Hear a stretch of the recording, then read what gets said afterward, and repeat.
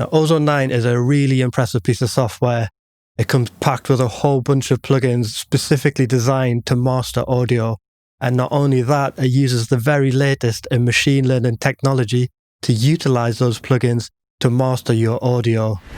So the question is, can I, with my 0 years experience of mastering, come anywhere close to the outcome of Ozone 9 using only Ableton's stock plugins? I seriously doubt it, but let's give it a go in the name of science. So let's start off with a blind listening test. So I'll play the unmastered audio first, and then I'll randomly play either the Ozone master or my DIY master, and at the end of the video I'll let you know which one was which. Now, I have tried to level compensate these so that you're not just listening to the limiter and thinking that the masters are better because they're that much louder. And the audio that I'm using is just a bounce down of the project that I put together for last week's video, which was just a demonstration on how to put together those broken house chords. So if you're interested in watching that, I'll put a card above so you can click on that and go check it out. But anyway, let's get into it and listen to the unmastered audio.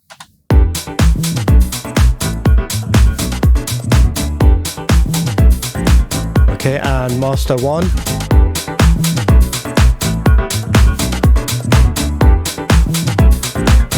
Okay, unmastered again.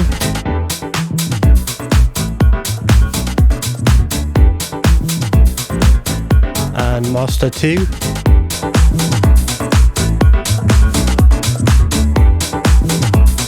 Okay, let's go back to master 1.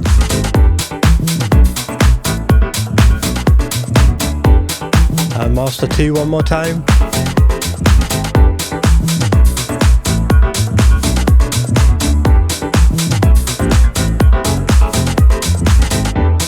Right, so let's have a look at how Ozone went about mastering this track, and then I'll show you how I did it in Ableton. So this is Ozone 9. Let me just delete what it's already done. I would have thought it will do the exact same thing again, seeing as it's machine learning, or maybe it won't, maybe it'll change its mind. But I'm going to go up to Master Assistant, click on it. I've got some choices to make here, so choosing modern, and for intensity I'm choosing high because it's a club track, and for destination I've chose CD. Let me click on next, and it says waiting for you to play audio, so I'll play the unmastered track into it, and we'll just wait while Ozone analyzes it and does its thing.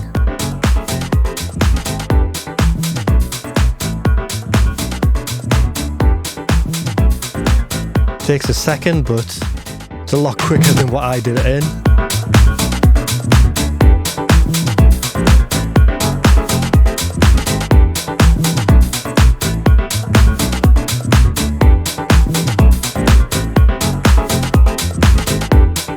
So, as you can see, I've got the output already turned down to try and gain match with it. So, to begin with, it's given us an EQ with this curve here.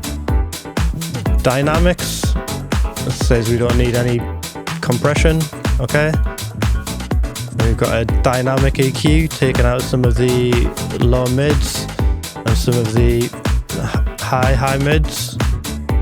And then we've got a maximizer at the end, and that's pretty much it. So let's do an AB, so let's bypass.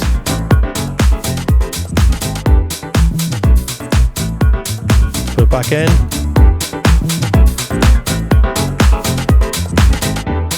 Nice. Bypass it one more time. It's doing a really good job of like separating that kick and bass, like in the drums. It's really nice on the drums. Let's have a listen again.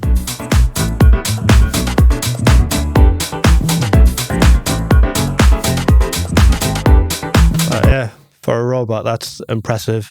Right, so let's see if I can come anywhere close to matching that.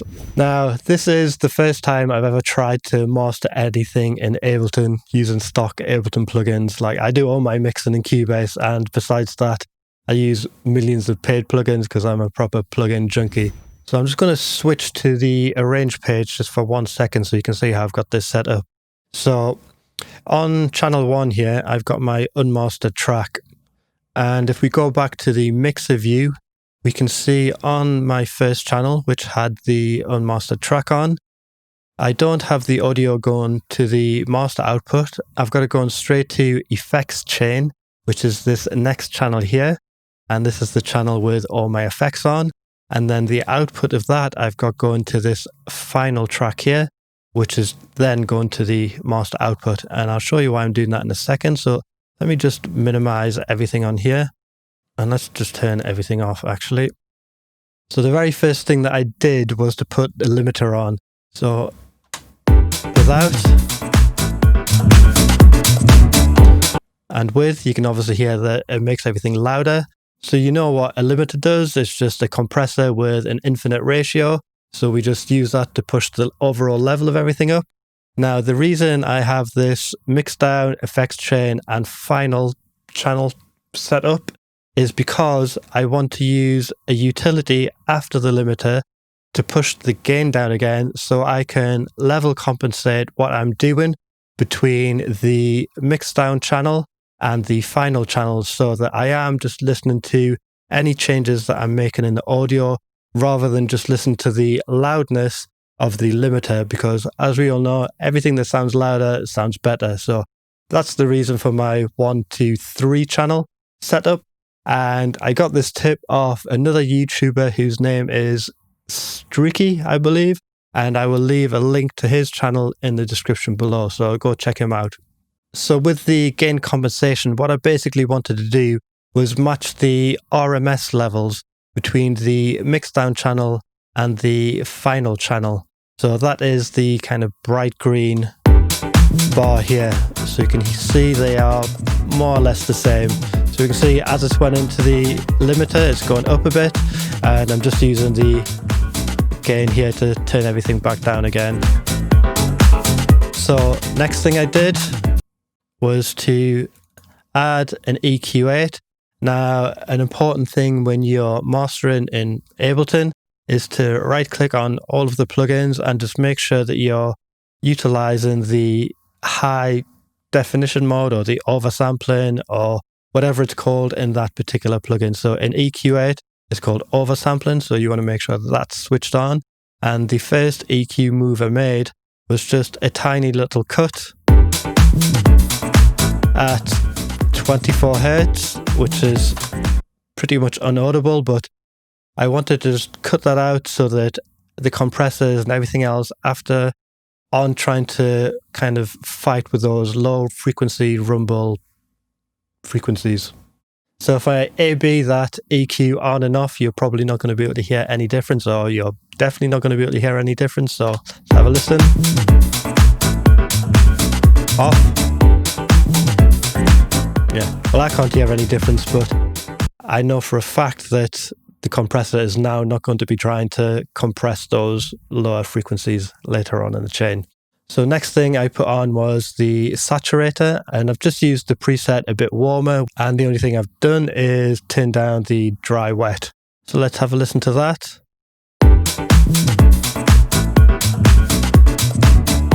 So that's really subtle. If I turn up the dry wet mode, you'll be able to hear more of what it's actually doing. Yeah, it's just adding a little bit of, well, a bit too much crunch at 100%, so just turned it down to make it real subtle. Just adding some extra harmonics for everything else to play with later down the chain. Next thing I added was a glue compressor, and I'm actually going to delete this and I'll show you how I set that up because I did it in quite a specific way. So let's find the glue compressor. So it's right here. Let's put it after the saturator. Now, the settings I'm using are quite common when it comes to dance music especially. So I'm going to put the attack up to 30, which is a slow attack, which is going to let the transients through of the kick drum and the snare especially. And with the release, I'm going to put the release down to 0.1, leave the ratio at 4, and I'm going to pull down the threshold so we can listen to what that's doing. It should give us a nice kind of pumping effect.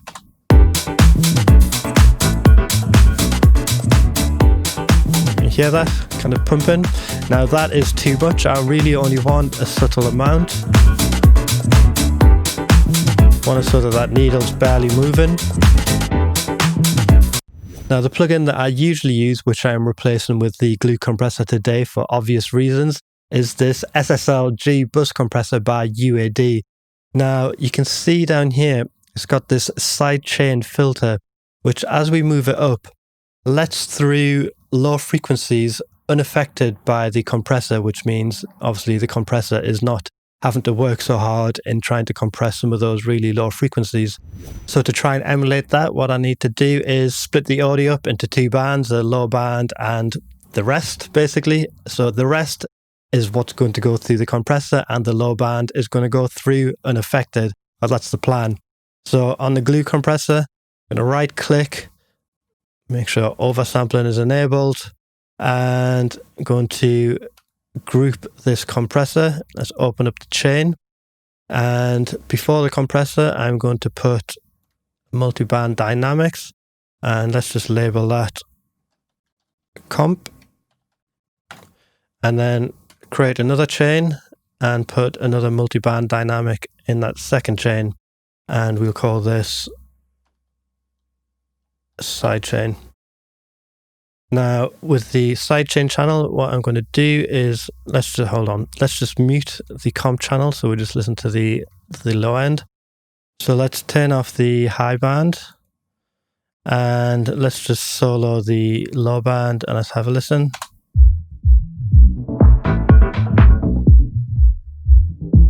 So we can hear only the low frequencies are coming through. Turn that off, and then with the comp channel, let's do the opposite. Let's turn off the high. Let's just solo the mids.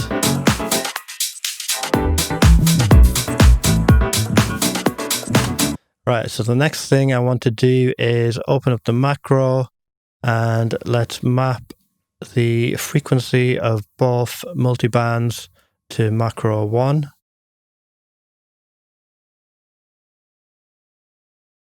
So now we can see we've got one macro that is just going to control the cutoff point of the sidechain. Let's enable that.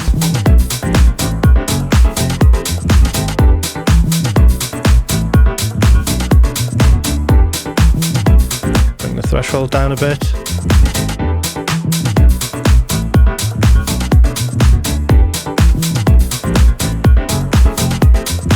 Without, with, so I'll just exaggerate that so we can hear the pumping sound.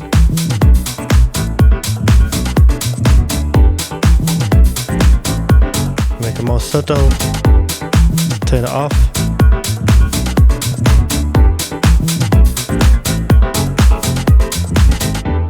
So we can hear that's just adding in a nice little bit of glue. Maybe I'll play with the makeup gain just a little bit so we can compensate for that level.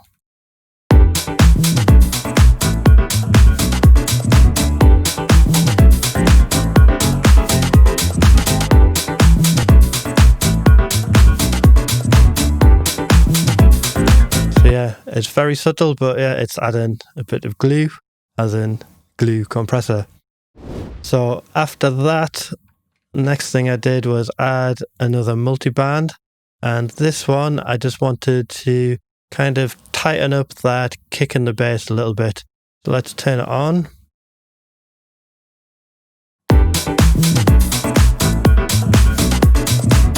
Actually, let's go back to this and let's turn that down a bit.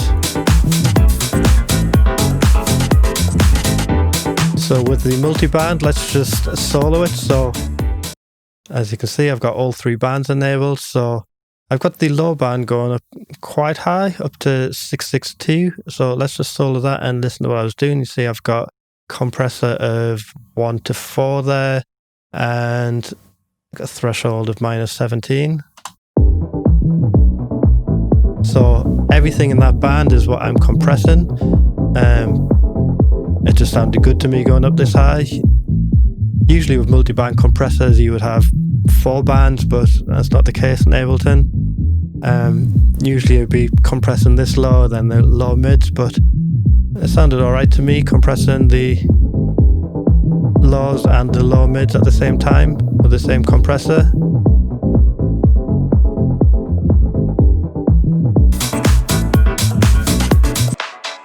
Mids doing slightly less compression. So here just a 1:2 ratio. And the highs again, 1:2 ratio again. And then I've just played about with the output balances, try and get them sounding all nice. So let's have a listen without. Again, very, very subtle.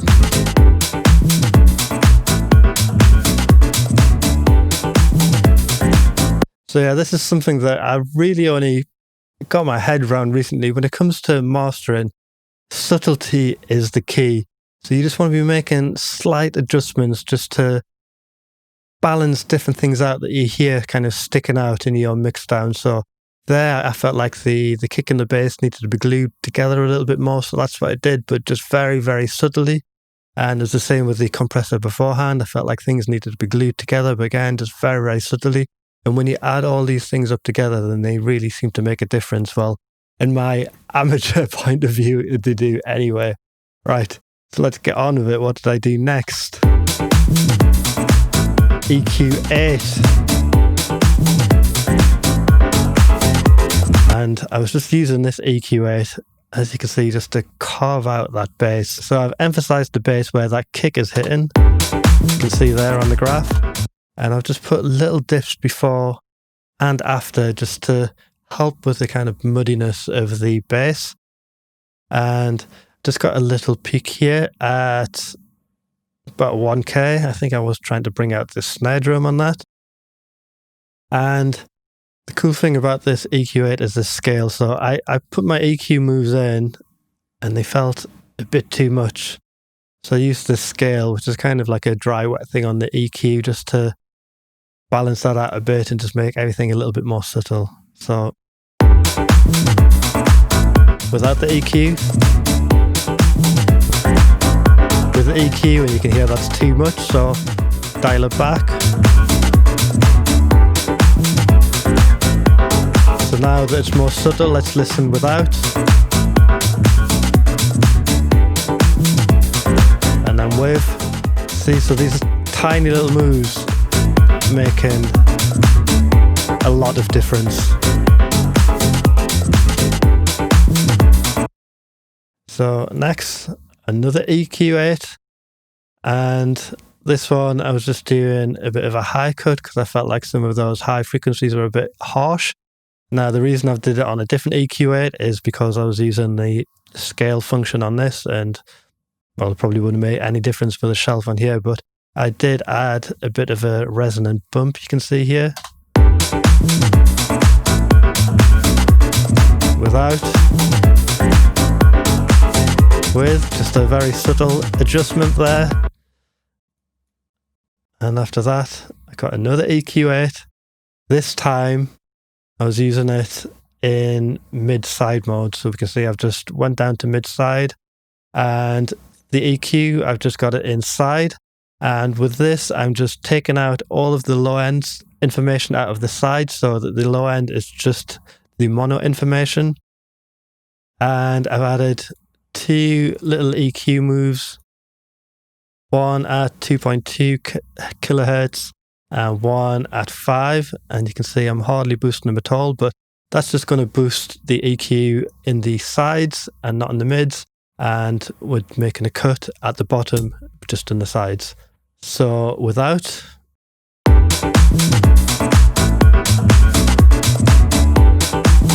And with, so that's just adding a slight touch of a stereo dimension, I guess we could say. And then next, I added a utility. And with this utility, I've just clicked on this bass mono and I've just monoed everything again up to 95 and added a little bit of width here, so 110%, and yeah, that's all I've done with that. Let's have a listen. Without. And with. And then after that, we can see you've just got the limiter and the utility. So let's do an A-B. So I've got a fourth channel here, and this is just a channel that is playing the original bounce down. And if I click on solo, we can hear the original mix down. If I take it off, we'll be able to hear my effects chain.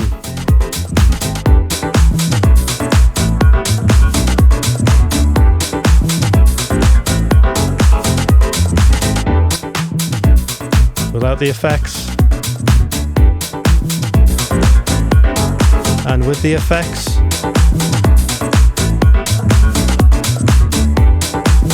And if we look at the overall volume here, you can actually see that my master is peaking at minus 5.3, whereas the original is peaking way louder at 2.88. But let's listen to the perceived loudness difference. So this is the original. See, peaking at minus 0.3. And my master. Peaking much lower, but sounding much louder. And just to round things off, I'll tell you that the master we heard in the beginning, the first one was the Ozone one, and the second one was mine, if you hadn't already guessed. So let's compare those again. So this is the Ozone master.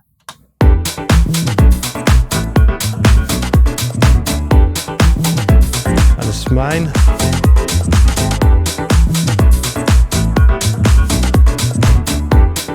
Ozone.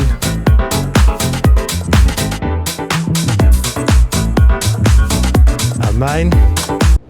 As you can probably hear, I am in no way any kind of mastering engineer. I just wanted to do this as a bit of a fun test, try and challenge myself.